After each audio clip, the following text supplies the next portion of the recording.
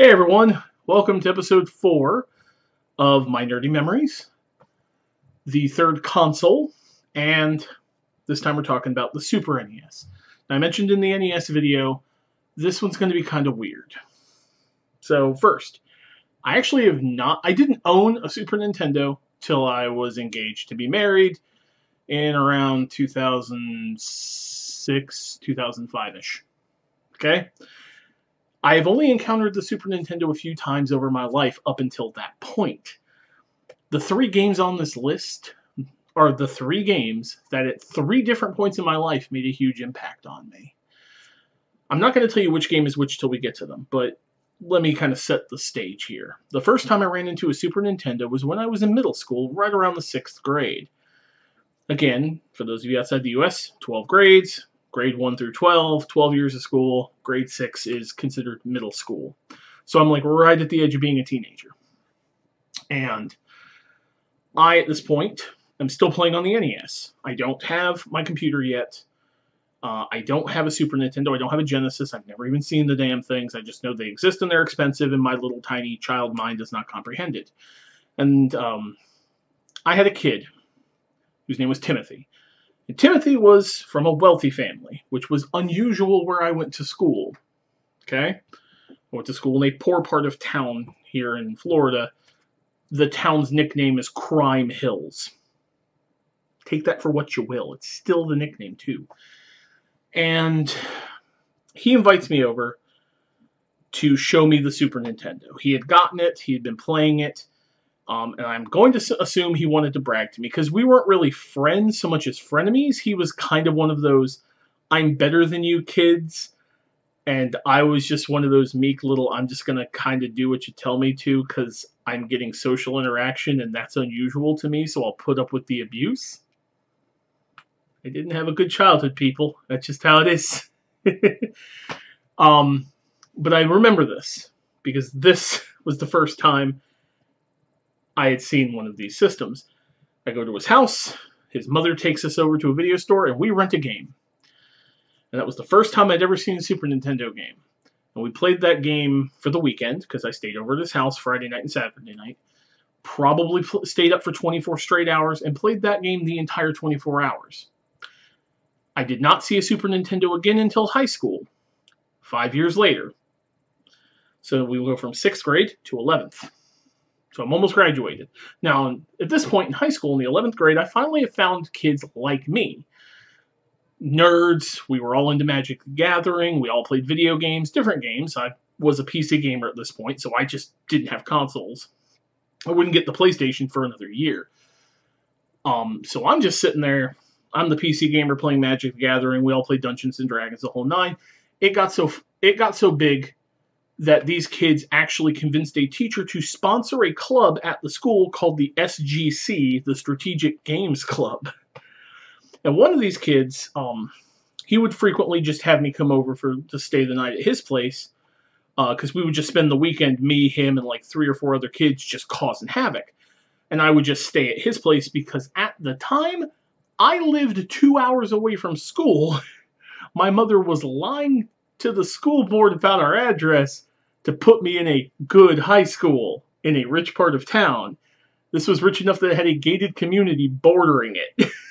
And it was also right behind Universal Studios. I lived 2 hours up fucking the road. This guy had a car. He was a senior. So he would just come pick me up for the weekend, or I'd stay at his place and he would, drive me to school on Mondays, shit like that. And he had a Super Nintendo. And he was really where I started messing with it. We would frequently play 2-player games. Street Fighter, Secret of Mana was one we played. But another one that stuck out to me was something that ended up on this list. And, yeah, it might surprise you when I get to that one. And then finally, the third game and the third time I got into a Super Nintendo was when I met my wife in around 2005. So again, like another 6 years. Jump forward. So in her case, she had grown up with one. Her brother had it. And we had been dating, and I had bought a GameCube. and she saw it was a Nintendo, and it brought the Super Nintendo into her head, and she wanted to go see if we could get her a Super Nintendo with a copy of Aladdin, Street Fighter, and Star Fox, the 3 games that she remembered. So I took her to the retro store where I bought my GameCube. We found the Super Nintendo, we found those 3 games, and I grabbed one that I had not played, but I had remembered hearing about. And that one has stuck with me since, too. So for the Super Nintendo, there's only 3 games. But when you hear which 3 it is, I think you'll understand. So let's go ahead. I'm going to spoil the surprise now and jump into that first one from my middle school, Earthbound.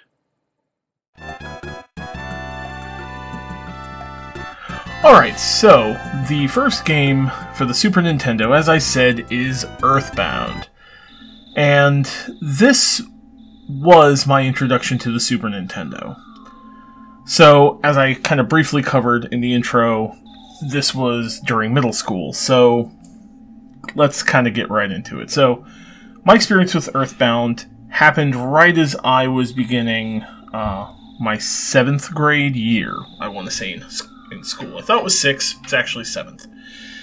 And in this particular case, I only had a few friends in middle school. There were 2 of them that I remember. One was a kid named Walter, who was obsessed with Sonic the Hedgehog.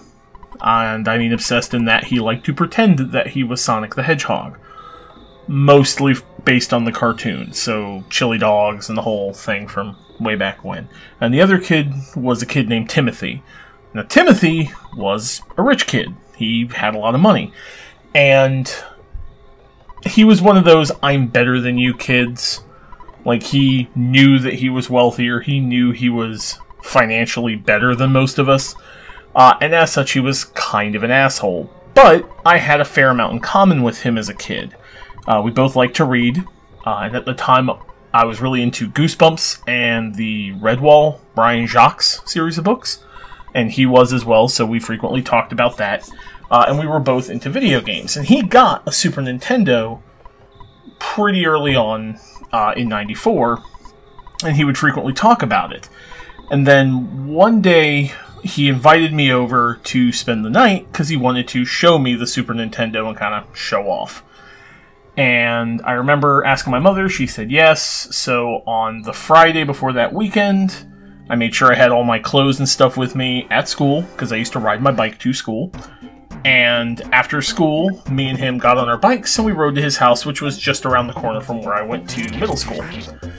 And I remember after we did our homework and his mom fed us, she took us down to the local Blockbuster. And he started looking at games. Now, I didn't really get a say in what game was going to get rented. It wasn't my money. I'm just the kid there being shown all this. So I'm just like, ooh, look at all this cool stuff. And we ended up settling on Earthbound, and I remember why. So you have to understand, the original Super Nintendo cases were, you know, rectangular, fairly thick. But Earthbound was bigger than every other case because Earthbound, when you bought it, came with a strategy guide. And when you rented it, you actually had to pay extra, at least in our area, because of that strategy guide. You got the cart, but you also got the guide. So his mother had to pay extra, but she didn't care. This was her baby boy that she basically spoiled. And we went home that Friday night. Now, I was staying over till Sunday, and we got there. We ignored all of his other Super Nintendo games. I don't even remember what he had. We popped in Earthbound, turned it on, and I was enthralled. I had, at this point, never seen anything like this. This was still a couple of months before I got my computer, which I got that Christmas in '94. So, for me, up to this point, video games that I saw were stuff on an Apple, like an Apple II black and white, you know, like the Oregon Trail in our school's library, the Sega Master System, and the NES. So all of a sudden, I see what in my brain says, moving cartoon that you are in control of. And then we start playing it. And there's a story, and there's mystery, and there's dialogue, and there's what is this? And as we played it, both of us start to realize that we're playing a game that's unlike anything either of us have ever seen. Because, again, this is, for both of us, this would be our first RPG that we've ever seen. Now again, I don't say it's the first RPG I ever played, because I didn't play it this time. He was in complete control. I was essentially like a bystander watching it. But, you know, we played it pretty much the entire time that Friday night. We stayed up all night. We basically went through all of Saturday playing it, and if we weren't playing this, we were either with his mother on an errand, eating, or doing any sort of homework. If we weren't doing one of those, we were in his, like, rec room playing Earthbound. And I remember as far as we got while I was there, which was the pyramid in the desert in summer. So a fair way into the game. I remember him getting stumped in the pyramid, and then of course the weekend ended, Sunday afternoon happened, and I had to go back home. After that, he went and had to return the game, because the game rentals at that store were only like 3 days long, so his mother had to return Earthbound. So as far as I'm aware, he never finished Earthbound, and I didn't finish Earthbound. Now, I've beaten Earthbound twice since then, and I'm going to tell you the second time I encountered Earthbound. So, as I'll explain later on in this video, my wife and I, before we were married, we bought a Super Nintendo and a bunch of games for it. And in playing those games, I realized I wanted to try to kind of find other Super NES games that were either from the period when I messed with them in high school, which will be the one after this, which is Final Fantasy III, or games that I vaguely remember. And the first game that popped into my head was Earthbound. So I go looking to see how much an Earthbound cartridge costs. And at that time, which was around 2004-2005, at least the ones I could find, were $150 to $200 loose. I was not about to spend $150 to $200 on a loose cartridge of a game that I wasn't sure I was going to like, because all I remembered was how cartoony and interesting it was. But I could not recall how I felt about it completely. So I started doing some research, and I discover emulation. I did not know emulation was a thing until about 2004-2005. And I discover you can put an emulator on your cell phone if it's a smartphone, which I had just gotten one.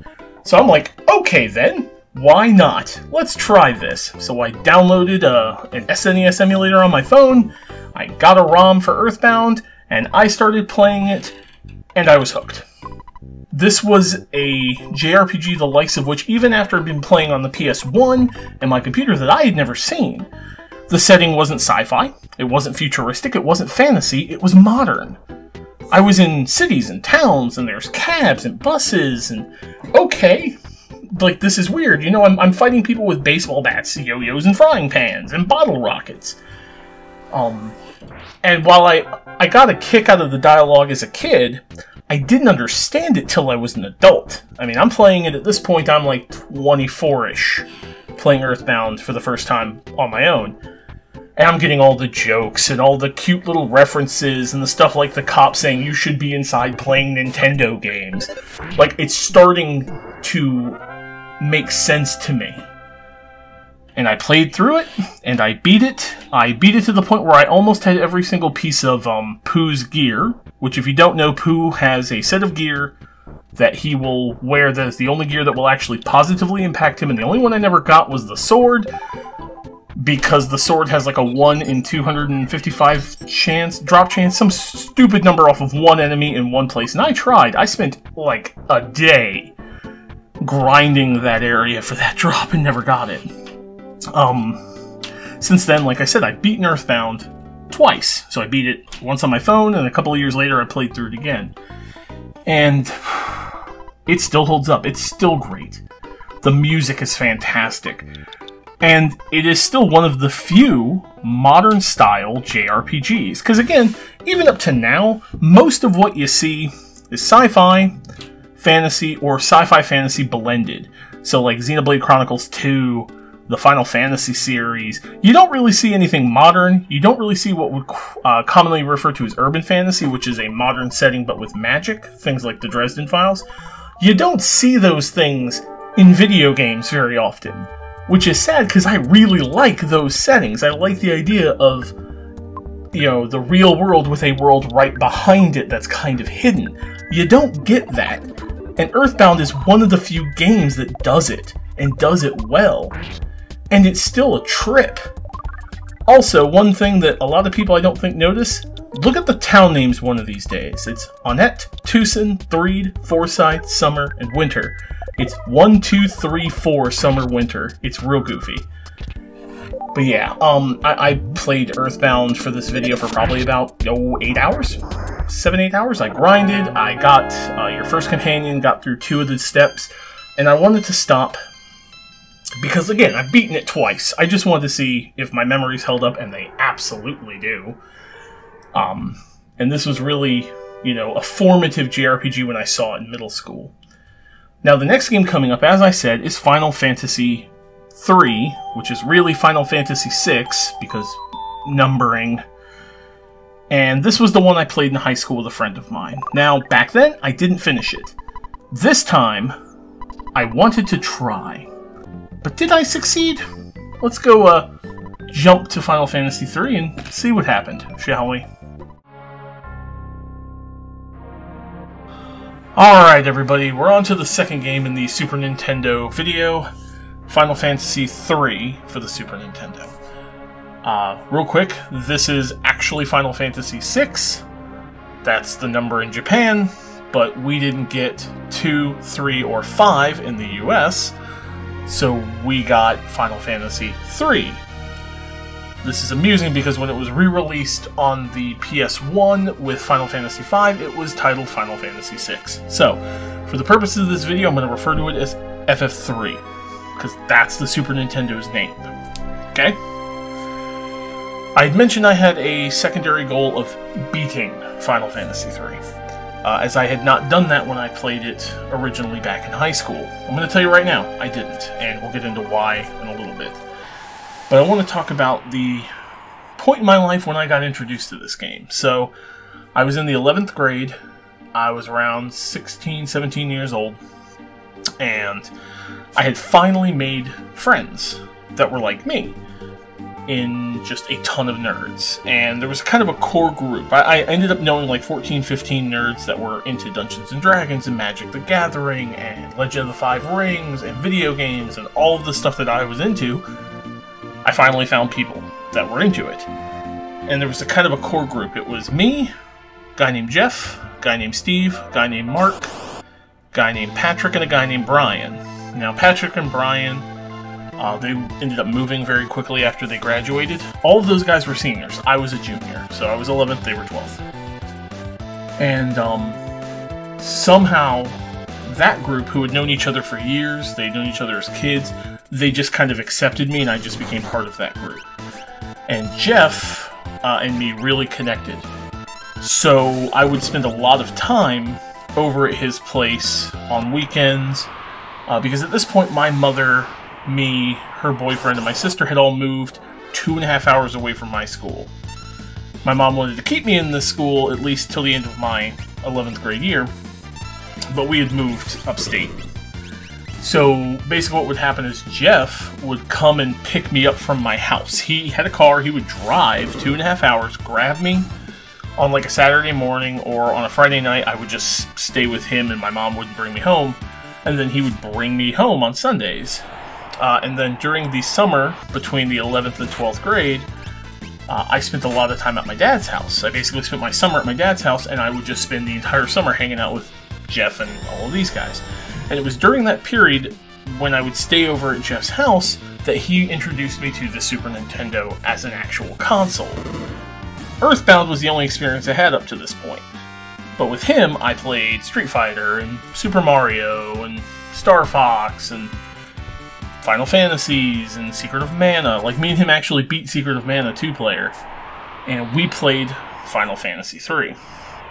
And if you were unaware of this, Final Fantasy III can be played 2-player.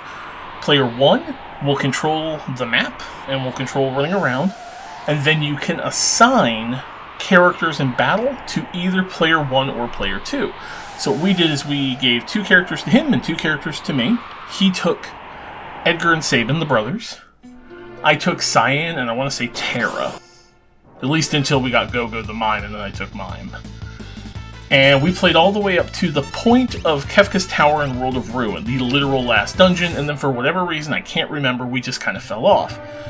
And a lot of my memories of Final Fantasy III are the stupid jokes we made. We called Cyan's first sword text dispatch, we called it the Jolly Rocket Whip, because on the screen it looked like he was whipping out his Jolly Rocket and hitting people with it. And we would crack jokes about how you hit spiny enemies with it, and oh, it hurts! Teenagers.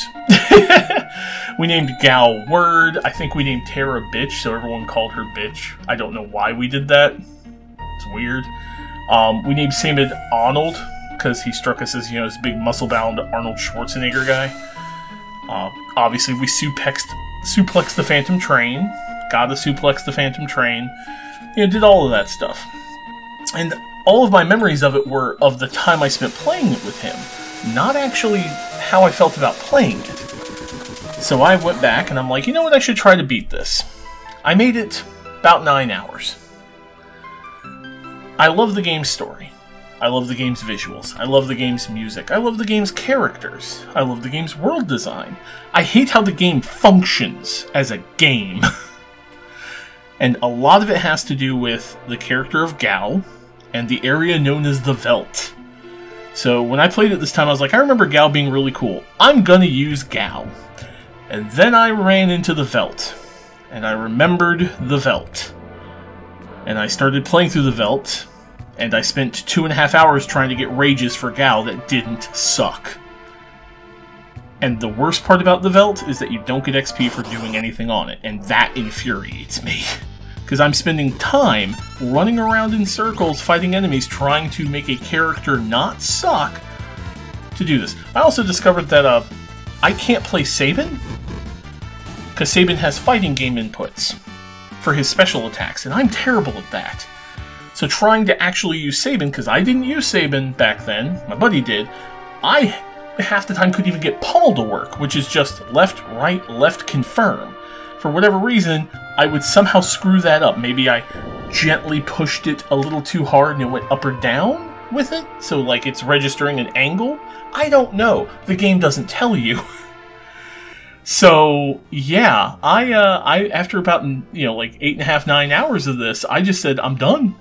I got as far as the Opera House. I got to the Opera House. I didn't finish the Opera House. I do remember the opera scene. It's a beautiful scene. But if I can't enjoy playing the game, I don't want to keep going. Simple as that, really. So, do I think Final Fantasy III holds up? I don't think so, personally. Mechanically, it is a product of its time. Final Fantasy VII was a vast improvement over it that I remember. Although we will get to Final Fantasy VII in the PS1 episode. I'm telling you right now, that's going to be one of them on there. So, yeah. So let's go ahead and move on to the last game, which is A Link to the Past, which is a link to my past. Alright, so we've made it to Game 3 on this list, to this video, and this is going to be on Link to the Past. So, as I said, each of these games has popped up in a particular moment in my life. Link to the Past is unique as that it is the first Super Nintendo game I ever purchased for myself. So the other two games I didn't own on the Super Nintendo. Earthbound, as I said, I have on the SNES Classic and the DS, or 3DS. And Final Fantasy 3/6 I owned on the PlayStation, the remake, and I also have it on the SNES Classic. But Link to the Past I actually had for the Super Nintendo. So, right around 2005-2006, my wife and I had just met, we were dating, we'd been dating for a little while, and she says, I want to get a Super Nintendo, because that was something she and her brother had as kids, and she wanted to get one and get a couple of games for it. So, being the dutiful boyfriend, I said, sure, let's go ahead and do that. So, we went to a game store where I'd gotten my GameCube, which was like a retro store. They had a Super Nintendo, we grabbed that, and then she wanted to pick up a set of games for herself, which were Super Mario World, Street Fighter 2, Aladdin, and Star Fox. For the record, my wife can kick the absolute shit out of Star Fox and Aladdin. I can't handle Aladdin. She can beat that thing on one life. It's ridiculous. And I wanted to get a game for me. So I start looking around, and I see Link to the Past, and I remember hearing good things about it. So I was like, you know what? I'm going to pick that up. And I picked it up, and I started playing it, and it just grabbed me. And over the years, I've gone back to it, and I'll play it here and there. We actually gave our Super Nintendo away to my nieces, because they got a kick out of Street Fighter and a couple of the other games.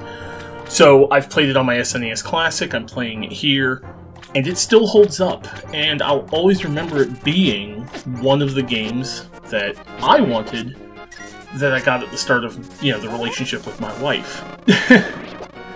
It's kind of funny thinking about that, actually. Like, I think about this game, and I immediately think of the time my wife and I were dating, and how much fun we had playing, like, Street Fighter and all that stuff, but it's all connected to, for some reason for me, Link to the Past.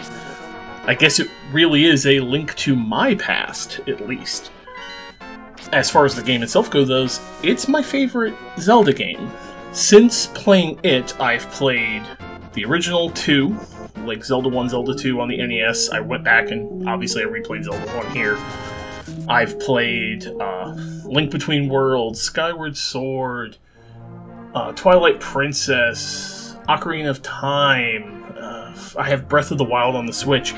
None of them have ever grabbed me or kept me like Link to the Past does.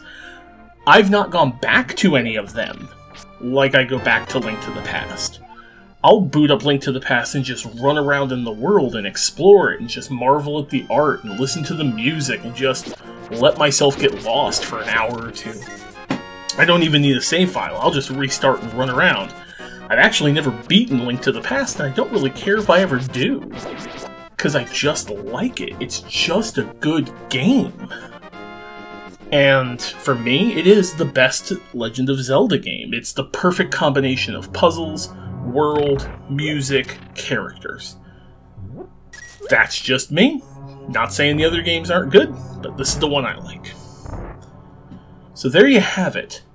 The 3 Super Nintendo games that made an impact on me throughout my life. And like I said, this was a very unique episode in that each game came to me at different points in my life. You know, one as a child, one as a teen, one as an adult. I've actually not played a lot of Super Nintendo games. I didn't have one growing up. I've played the 4 I just mentioned here, you know, Mario World, Street Fighter, etc. But as far as, like, actually a lot of them, I haven't really played that many. I've probably played like 6. The only one that's not on this list that I played, and that's because I don't really like it, is Secret of Mana. Any of the Super Nintendo games I've played since have either been remakes, remasters, or I just haven't played them. It's an odd console for me, but these 3 games have meant so much to me growing up, because, like, Earthbound, my first exposure to a JRPG. Final Fantasy III was a game that just holds really dear memories for high school, and then Link to the Past is literally a link to my past. It's just the way it is for me.